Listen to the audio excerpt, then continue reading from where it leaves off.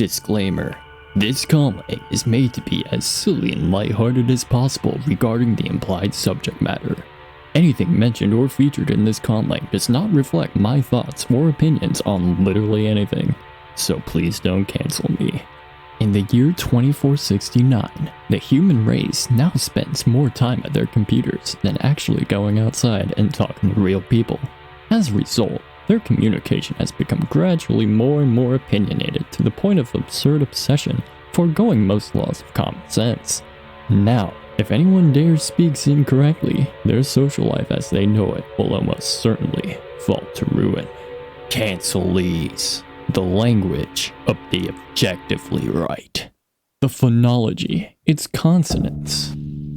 P, B, T, D, K, G, M, N, N, B, Ch, P, F, V, S, Sh, H, H, R, H, Ch, J, R, Y, W, L.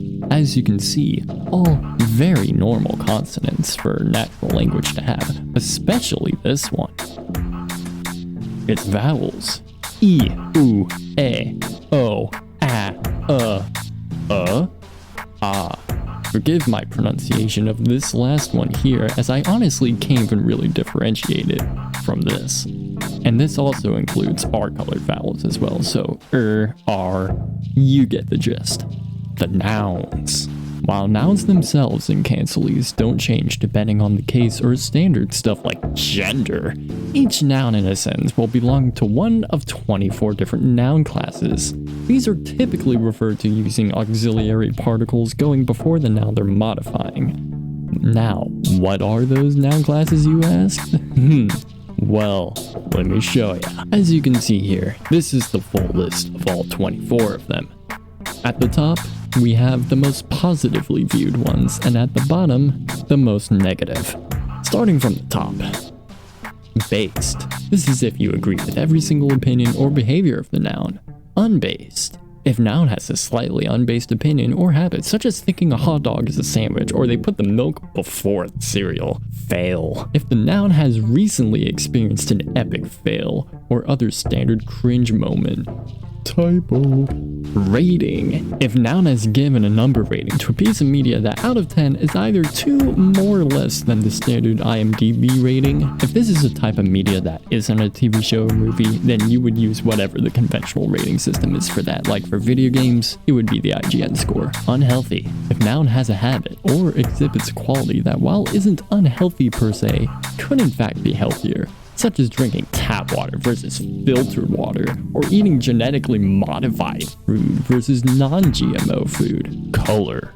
If noun's favorite color is more or less than 30 nanometers apart from the speaker's favorite color. Misdemeanor. If noun has committed a misdemeanor like shoplifting, loitering, vandalism, or jaywalking. Unknown. Opinions and or habits of the noun are unknown, but are tolerated for the current circumstance. This is subject to change, of course. Hater. People who actively dislike Agma Schwa. Twitter user. Nouns that use Twitter. Yeah, that's right, I'm still calling it that. Animal. Animals that are not invasive or a threat to the ecosystem. Invasive. Animals that are invasive or a threat to the ecosystem. Aesthetic. Inanimate nouns that have a pleasing aesthetic quality to them. Inanimate. The standard inanimate noun class. Unintuitive. Inanimate nouns that have an unintuitive or non-ergonomic design, something that really grinds your gears. Off-putting. Inanimate nouns that are off-putting in some way, usually through smell or texture. Healthy good. Food that is healthy and tastes good. Healthy bad. Food that is healthy and tastes bad. Unhealthy good. Unhealthy food that tastes good. And unhealthy bad. Unhealthy food that tastes bad.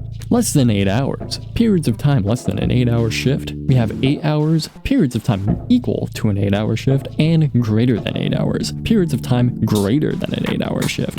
And last, and probably least, absolute negative, if the noun has done actually bad things. If a noun can apply to more than one of these classes, then you would use whichever is the most negative. As you can see, I have them listed from most positive at the top to most negative at the bottom.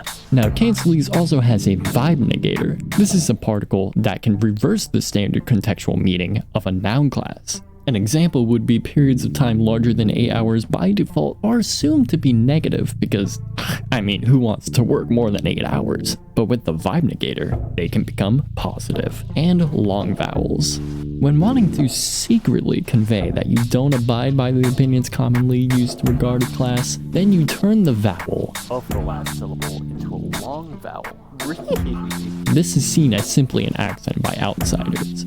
This is for if you want to be, secretive. Otherwise, you would use the vibe negator. Some other general grammar notes here. Word order by default is SVO, but some dialects have deviations which depend on context. For standard speech, words with a more positive class get put towards the beginning of the sentence, whereas if you're talking about a particular individual specifically, the most negative classes get put first. I will not be using these extra word order rules for the purpose of the translation. Adjectives. Adjectives, while they don't have overt classes like nouns do, they are subjectively treated as positive or negative. And should they not match the level of positivity as the noun they modify, then they are treated with a higher priority for dialect word order.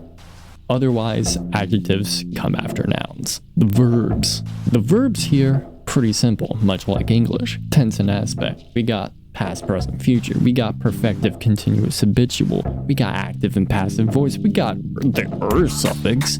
And, well, here's where it gets a little crazy. Though not that crazy, honestly. Verb classes. Like nouns, verbs also have them.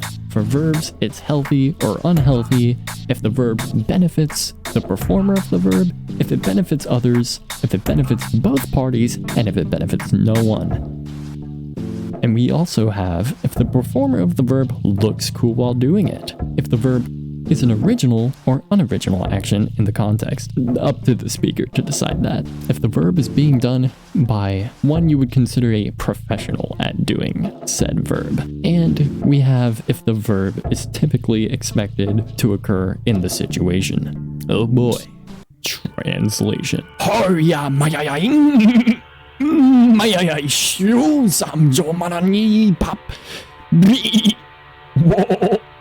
Mayai shing gunk yi suk or la la la. Rise am jonon man yi pap gunk boy or get clock na. Hi hoi. Things on mayai shiu sam man yi su. Yon or mayai shiu do so biaum. Yi pipi so zam. Jonon ma yi sai. Hu vam gunk. Oi mayai. Shiu do ye yorg. Mayai shiu so ye gang skuk. Kaks or mayai shiu. We I skuk. Ranan people. Chlazo la la la glog ayo. Mayai shiu samjo. Manani.